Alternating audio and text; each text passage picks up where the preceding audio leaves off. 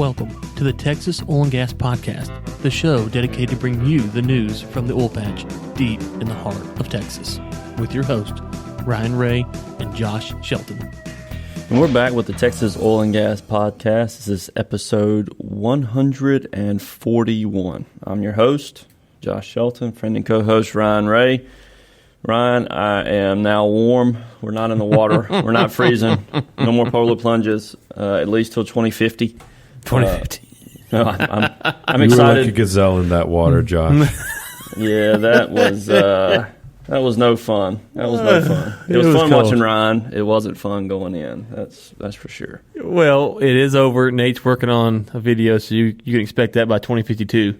So we'll get the next polar plunge in before Nate gets his video out. But anyways, I promise it'll be out before the next presidential election. But not the next primary vote. No.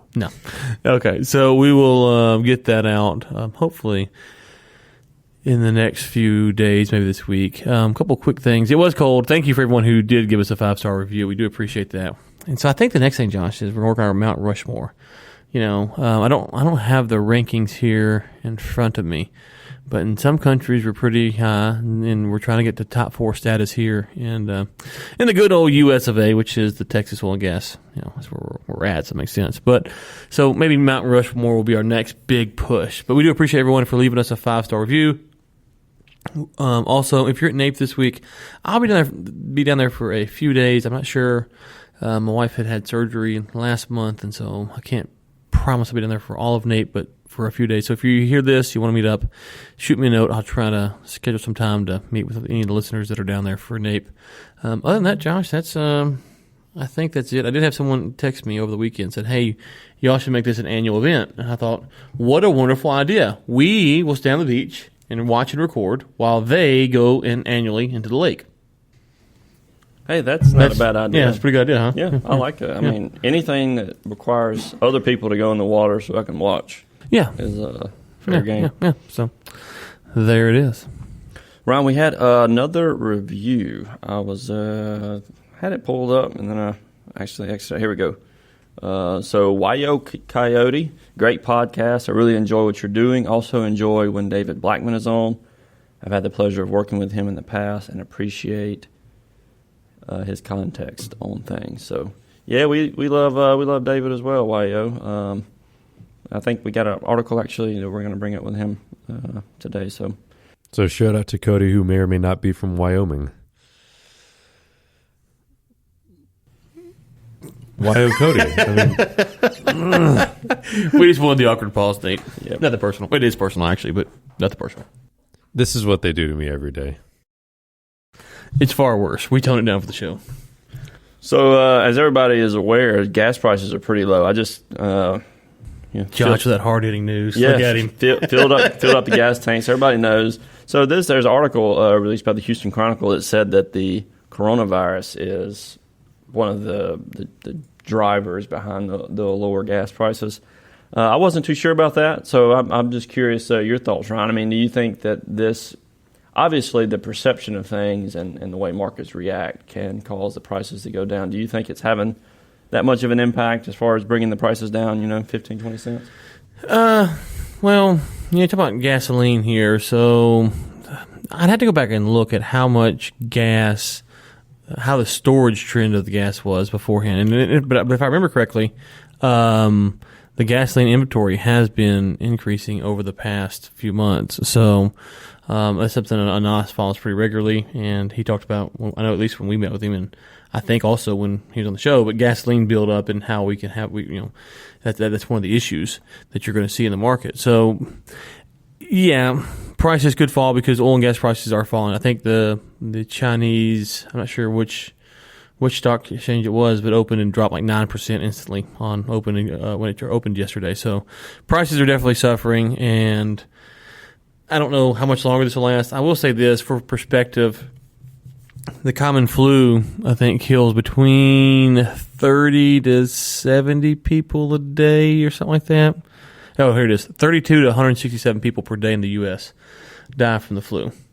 And so I think there's a couple hundred who have died from Coronavirus has claimed 161 lives. 161. Okay, so to get to those are rookie numbers compared to what the flu does. Those aren't real threat-like numbers that you see at scale. And listen, it's scary, and if you're there and all that, I'm not denying that, but I'm just saying, in the grand scheme of things, the flu is taking out folks on a daily basis at the clip of at least 30 people every day in the U.S. That's not even globally.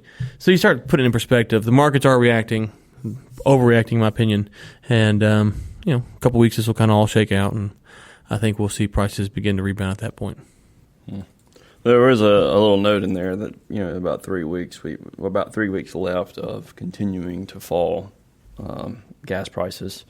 So as we see that going on. Gasoline. We'll say gasoline just so everyone knows. Gas up that boat, people. Hey, Sergio, I did see on the weekend, I have to go see if I can find it. He sent out a tweet from San Antonio. I guess he was down there.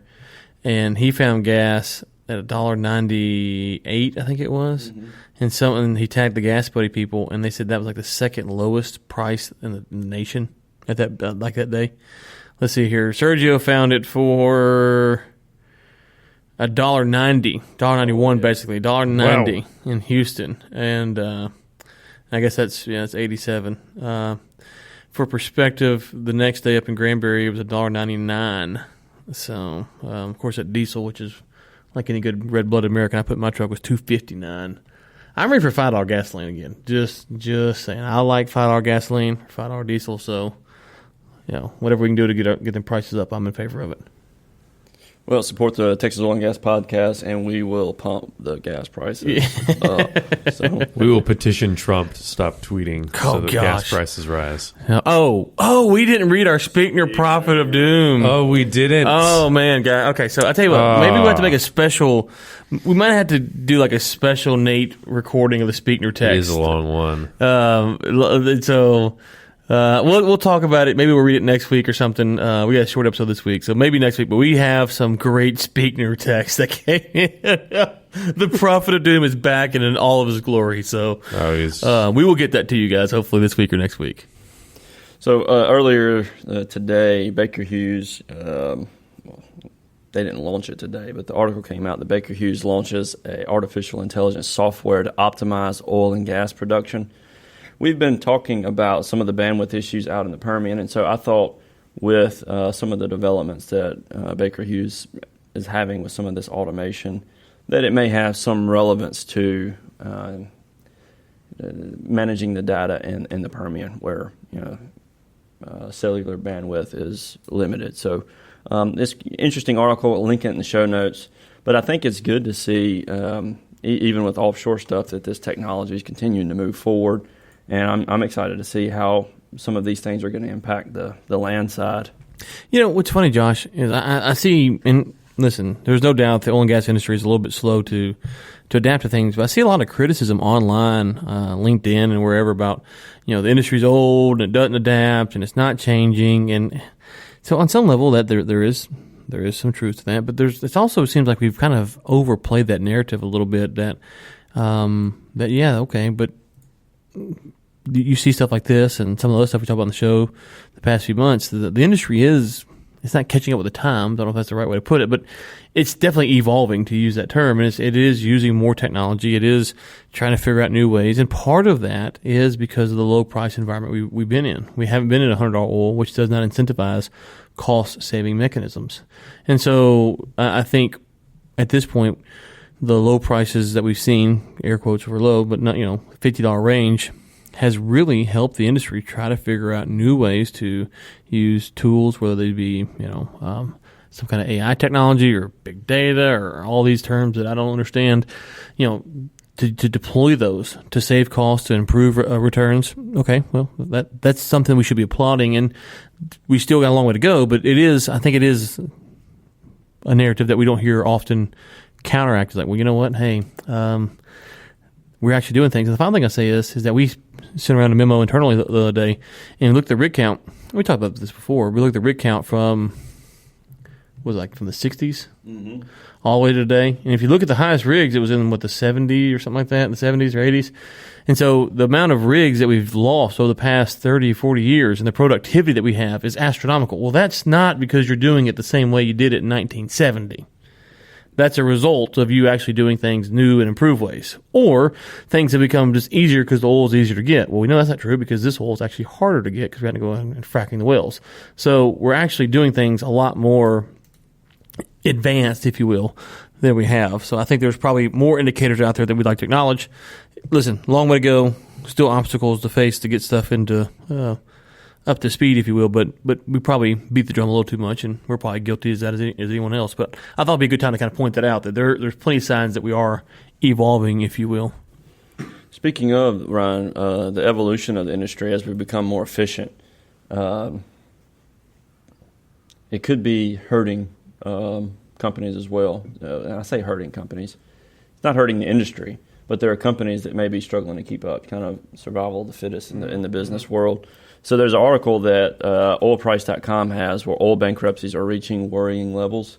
And I don't know if I mentioned this last week, but Wood Mackenzie, they were at a Society of Petroleum Engineers last week. Guy there was giving a talk, and he mentioned that the industry basically has 6 to 9 months of prices being in the low 50s, low to mid 50s, and toward the end of the year, we're either going to see companies able to ride it out as the prices begin to go back up, or a handful of further bankruptcies that are going to cause the industry to have a supply shortage that's going to cause prices to sharply increase at a certain point.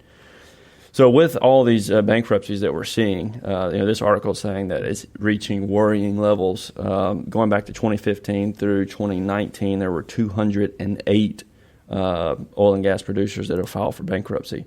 So that's a pretty big number over a 4-year period.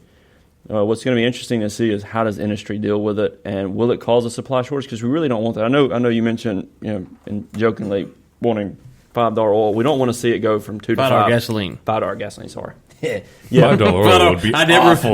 Just for the record, Ryan Ray does not endorse $5 oil. Yeah. Never has. You heard it here first, folks. Ryan Ray is not about $5 oil. Get that out of here. Josh-Shelton says he does. Yes. Liable action next week. So we don't want to see the price jump up and then all these people going from $2 gasoline to $5 gasoline would mean something has drastically changed, and probably not for the better. And we're not very good with that, right? As human beings, we jump on it and try to make as much money as we can, as quickly as we can, rather than trying to get it to rebalance. We would definitely drill it back down quickly. So that's going to be the thing with all these bankruptcies. I hope that the market balances.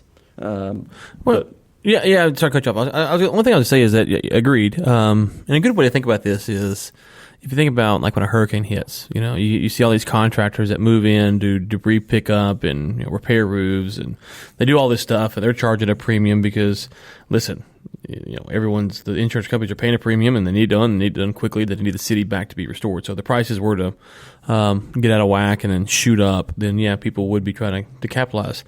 Everyone that we know, probably including us on this podcast, would be trying to capitalize on that. It's just human nature, as you're saying. The one thing that's been encouraging, I think, about the prices, though, is that the market has really held the prices down. They haven't really let the prices go back up. And what you've seen is the prices react to the Soleimani death, the embassy attack, and then the drone strike on our base over in Iraq. And then by 2-3 days later, the prices were back below where they were. So the market is really just picking up a few extra bucks by adjusting and then readjusting, and then the traders are skimming off the difference and going about their business. But they're not actually thinking that this is going on. The fundamentals are more driving the market, at least what they think is important about the fundamentals now. Because going back into 2019, a lot of the talk was trade fears were keeping prices down. The trade fear. Well, phase 1 trade deal signed. But there's still a lot of meat on that bone to take care of, but trade 1's done. And so the prices didn't react. They didn't do anything. As you move forward, though, you'll see the implications of the trade deal in the U.S. economy and the Chinese economy. Now you're coming in with the coronavirus, and you're saying, okay, hey, you know what, there could be demand in China lost. And I think that the way to look at the lost demand in China is kind of a couple parts. So if every Tuesday Josh goes to the store to buy his groceries, and he doesn't go this Tuesday, the 5th or 4th, whatever this Tuesday is, because of the coronavirus, okay?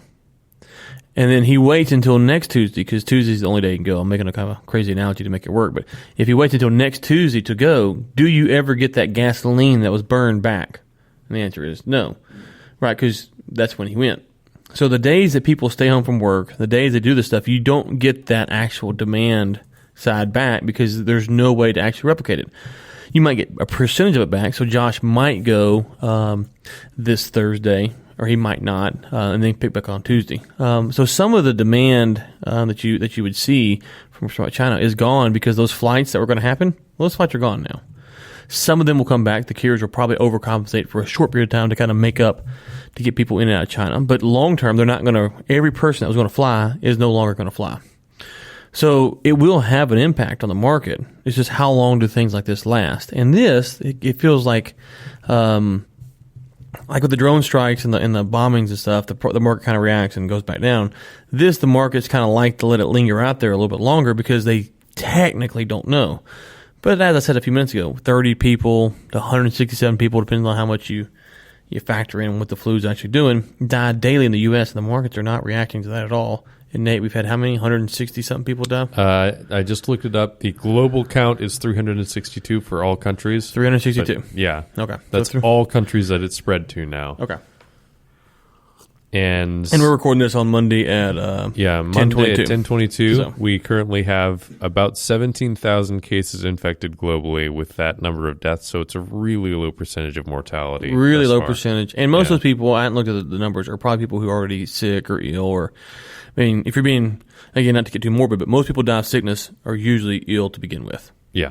Rarely do people die of kind of, the cough or the flu, or the people that die, those 12,000 to 6,000 people, they're already old, or they're already weak immune system. Yeah. Maybe they've got cancer and they've got chemo, whatever.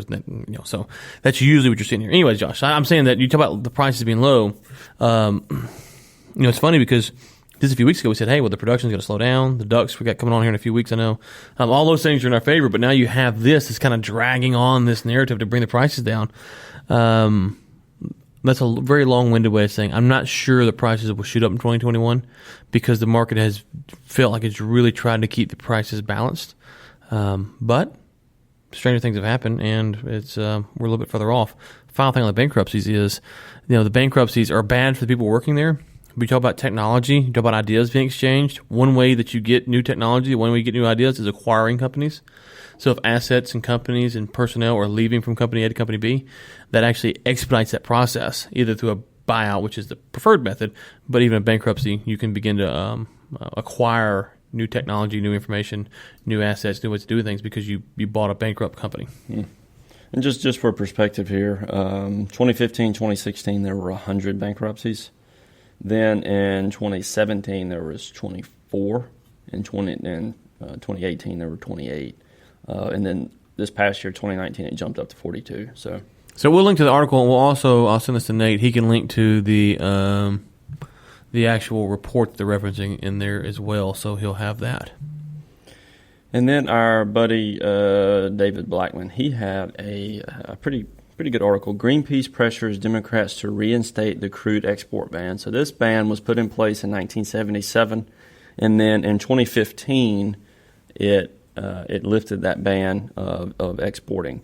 So from what I understand, Ryan, is they used to have to get a permit that was very hard to get in order to export anything, and so it greatly hampered businesses' ability to export oil and natural gas. So there is a talks of trying to reinstate this export ban. Now, what David points out, which is very interesting, is if the U.S. is banned, it doesn't actually help the climate emissions because another company that's outside of the United States is going to step in and fill in the gap. So Saudis or Russia or whatever. Whoever, yeah. Yeah, and so surely they're not that goofy to think that this is actually going to help the climate, that preventing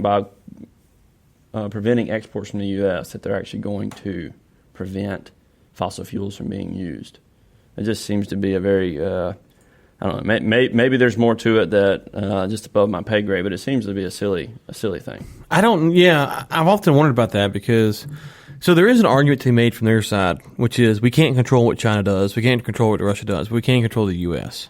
And so kind of the incrementalist debate, right? So we're gonna stop the banning on the U.S. side because that's really all we control, and we can hope that eventually other nations will do that. I think the thing to consider here is if you're on the Greenpeace humanitarian side is, so the United States of America has its own issues and its own problems that we can talk about in length if we want to, but some of these other nations that will profit off of the U.S. not exporting oil are worse human rights violators than we currently are. And so if you want to, quote unquote, save the environment, that's fine, but understand that some of these other nations are ran by tyrannical states, human rights, a lot of the social justice issues that are out in our country today, these nations wouldn't be in favor of that. So you're actually going to strengthen those regimes when you roll back the U.S.'s ability to export oil. And that's not even taking a stance on whether you should be in favor or against those social justice issues. I'm just simply saying if those are things you're concerned about, when you limit the U.S.'s ability to export oil, you are strengthening folks who are directly by legislative measures against some of these other initiatives that you'd be for. So you might reduce the CO2 emissions, you might do certain things, but there's other things that are going to have the impact here. So the incrementalist argument might work on some level, but there's actually other implications. Do you think Iran is actually going to watch its emissions if it has a chance to increase exports to the black market? And notice I said black market because it's quote unquote illegal for them to sell it. So do you think they're going to be worried about emissions and all that kind of stuff if they're increased exports? The answer is no. So these aren't very well thought through arguments, and unfortunately, I don't know if the morons who run Greenpeace actually are thinking about anything other than something very simple. It's the people that they impact is the concern, because the people they impact are probably good people who have all these ideas and motivations and stuff. It's like, well, let's just stop and think about some of the implications here, which is you are going to give strength to some nations that are definitely not going to do what you would want with the money, and they're going to do things that you are actively protesting against the U.S. So just keep all that in mind. Be careful what you wish for. So an article came out from Hart Energy, EMP, last words, sharing data and best practice advice between operators. So I just wanted to mention this one, Ryan. We actually had somebody on. I forget who they were with. It's like they stole I think they stole this from our podcast. I think so. Yeah, I think this is another one of those things where they're making the big bucks listening to the podcast. So we had a question of how are the companies going to handle these investments in big data? Are they going to share their information back between companies so that there can be quick progress, or do they want to kind of monopolize their information and hold on to it and try to use it to their advantage? And all the companies doing that, so none of them cross-sharing and learning from others. So this article is pretty interesting. If you want to go in and take a look at it, it talks about some of these companies and how they're integrating data from other companies and using that to be more efficient. And then we have another article with Sergio Chapa, drilling down. ConocoPhillips ready for major round of drilling in the Eagle Ford Shale. So Eagle Ford looks like there's been a couple companies that have been talking about upping their drilling, in the Eagle Ford. So ConocoPhillips is one to watch out. Let me tell you something about Sergio. Let me just tell you something about Sergio. This man hates the Barnett Shale. He hates it. Look, here's how Sergio leads off his Barnett Shale section. There were no drilling permits filed for horizontal wells in the Barnett Shale over the past week, but Jack County is emerging as a hotspot for conventional wells. Why don't you just lead with Jack County as emerging with as a hotspot? Why don't you start with the positive, Sergio? I know if it bleeds, it leads, but come on, man. He knows you're out here, Ryan. Huh? He knows you're out here. It's a personal insult. It is, and listen, as someone who has published a few articles now for a major Chinese publication. Worldwide journalist, Ryan Yes. Ray. As someone who has those street creds now, I didn't have those before. I can actually come to Sergio as a colleague and say, Sergio, what you're doing here is it's a disgrace. Journalistically unethical. Yes, it's a disgrace to the industry. Please report the facts. Jack County is emerging as a hot spot. You know what? That should have been the lead. That should have been the lead, in my opinion. Don't let the good story get in the way of the facts, Sergio. It's just, I mean, it's like, not only are we down, not only are we out, Sergio's off the top rope with the elbow and just boom every week. Listen, there's good people up here, Sergio. We got wet last week, Sergio, and you just had to come over here and double down on us, kick us while we were down, curb stomp us, and drag us through the mud. It's just depressing. So, anyways, but yeah, good work on that, Sergio, I suppose. And actually, we have another one for Sergio. Kinder Morgan obtains final pieces of right-of-way for controversial pipeline. So there's a 430-mile Permian highway pipeline to move 2 billion cubic feet of natural gas per day. They were at 99%. They just picked up the last few pieces of land needed to route this project. They're just missing the permits from the Army Corps of Engineers. So they have the right-of-way. They're missing the permits. So, okay. Yeah. Yep, so it... should be moving forward. And this is the one we followed, I think, for quite some time. A lot of controversy surrounding this. So maybe we get Sergio to talk about what's going on with it, or why has it been uniquely? Because it feels like the landowners have kind of really thumbed their nose at this one, maybe more so than others, or maybe it's got more news coverage. Sergio again. Oh, wow. See, this is how we love Sergio. We just give him publicity after publicity after publicity. We give you all the airtime, and then he Sergio. just takes Barnett Shell and just kicks it. Listen, and you man. stab us in the back. Listen, the Barnett will ride again, okay? I'm calling it February 3rd, 2020. The Barnett will ride again, and Sergio will rue the day when he has to write positive articles about it. So, Enterprise Products Partners closes year with record $4.6 billion profit. I know a good podcast they can invest in. So Listen. If you say 4.6, make it 4.5, they'll be happy. We'll be happy. It'll be a record probably. Everyone's a win. That's a win. That's a lot of wins. We'll give them all kinds of free publicity too. Yeah, I mean, it won't be free, but I'll do another polar plunge. I'd go live in the lake for that kind of money. Congratulations to our friends over at EPCO. I know a lot of good folks over there, so good for them. So I imagine everyone's heard of Chesapeake, the gas blast at the Energy Oil Well near Bryan. So just in keeping with the nature of the podcast, went to search to see if Sergio had any updates. So he released an article on February the 1st that said third man dies after gas blast at Chesapeake Energy Oil Well near Bryan. So thoughts and prayers with those injured out there. I don't know if they know what the ignition came from. I think they said that too much natural gas entered into a well and ignited, but they don't know where the ignition came from or why it ignited. So yeah, and if there's a GoFundMe or whatever, I know GoFundMe's a big one, but if anything like that, and you guys know that are helping the families out of these folks, send it in to Nate. We'll be sure to pass that around in the podcast, in the show notes, or wherever for the next episode. But terrible stuff, and it's a sad day for those folks. Can't imagine. So anything we can do to help raise money or awareness, then we want to do that. Well, with that, Ryan, I think that wraps us up for the day. So until next week. So who do we have next week? Was it next week? We have on, drum roll please, while the schedule loads. While Nate's doing that, I'll read the next sales tip. Matthew Crawford will be coming on. Travis Simmering with Dynamis Power Solutions. Okay, so we have another sales tip from our large cap E&P operational engineer. This comes from TextilGasPodcast.com/sales-tips. Link to it in the show notes. Have a cool downhole tool, plug, gadget you want to show off? Awesome. Bring a nice rubber mat to set it on. Sounds stupid? It's not. It's poor form to throw a 30-pound chunk of 4340 steel onto a nice conference room table or desk. People do it all the time. I have the desk scars to prove it. So let's just unpack We've got our this for a conference second. table here. Listen, I would hate to have somebody Let's just do that. unpack it there. I don't even know if 4340 is how you say it, or if it's 4,340, or I don't know, but we'll call it 4340 because I'm not a steel guy. But I can just see someone lugging in a 30-pound chunk of steel and be like, "Yeah, I'm gonna show them," and I mean, get the biceps out, the lats are flexing a little bit, and just fling on the desk, but. If you leave the scar on the man's office table or the conference table or desk, that's probably not the way to go. So Give him something to remember. Give him something to remember. And you remember last week we talked about the branded Yeti cup.